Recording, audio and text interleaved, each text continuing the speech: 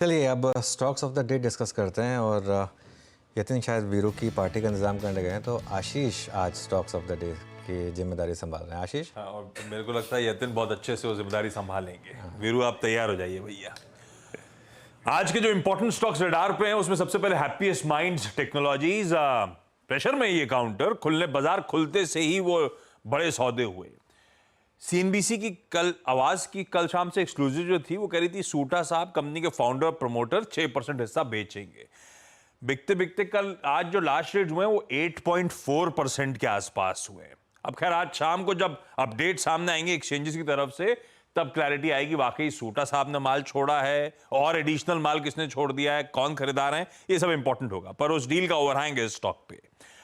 हमारा राजा गजब कर रखा है, 20% के अपर सर्किट पे लॉक्ड है शुरुआती ट्रेड में ही ये काउंटर।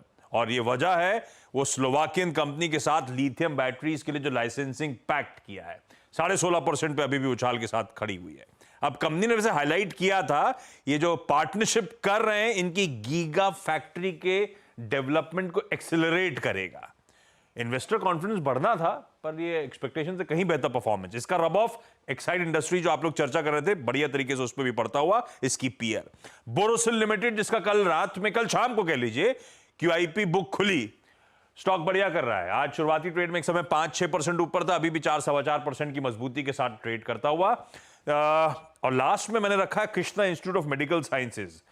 फ्राइडे को बोर्ड मीट शेड्यूल्ड है जिसमें ये कंपनी का board sub division of share यानी कि स्टॉक स्प्लिट पे विचार करने जा रहा है और उससे पहले बट ऑब्वियस था हरकत में 4-4.5% मजबूती के साथ इस समय कामकाज करता हुआ। बहुत बहुत शुक्रिया आप आशीष, ये सारे के सारे स्टॉक्स डिस्कस करने के लिए, स्टॉक्स ऑफ द डे। चलिए अब आपके लिए एक इंटरेस्टिंग चीज़, एफएनओ गुरुकुल और कमोडिटी गुरुकुल की शानदार कामयाबी के बाद सीएनबीसी आवाज़ लेकर आ रहा है मार्केट गुरुकुल। जी हाँ, 31 अगस्त और 1 सितंबर को होने वाले इस वेबिनार में हम आपको ट्रेडिंग और इन्वेस्टिंग दोनों के गुर सिखाएंगे। ये हमारी एक अनूठी पहल है ताकि आप बाज़ार के उतार चढ़ाव का मुकाबला कर सकें, समझदारी से अपने इन्वेस्टमेंट फैसले कर पाएंगे।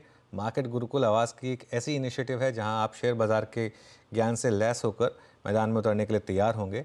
और मैं और वीरू तो होंगे ही, इस बार आशीष भी हमारा साथ देंगे और साथ ही हमारा एक शानदार सा पैनल भी होगा। वीरू। बिल्कुल। और अनुज, शायद जब हमने एफएनओ गुरुकुल का करा था तो एक तो रिस्पांस बहुत अच्छा था, पहले से दूसरे में ज़्यादा रिस्पांस था। मैंने कमोडिटी गुरुकुल को देखा, लोगों का क्या शानदार रिस्पांस है।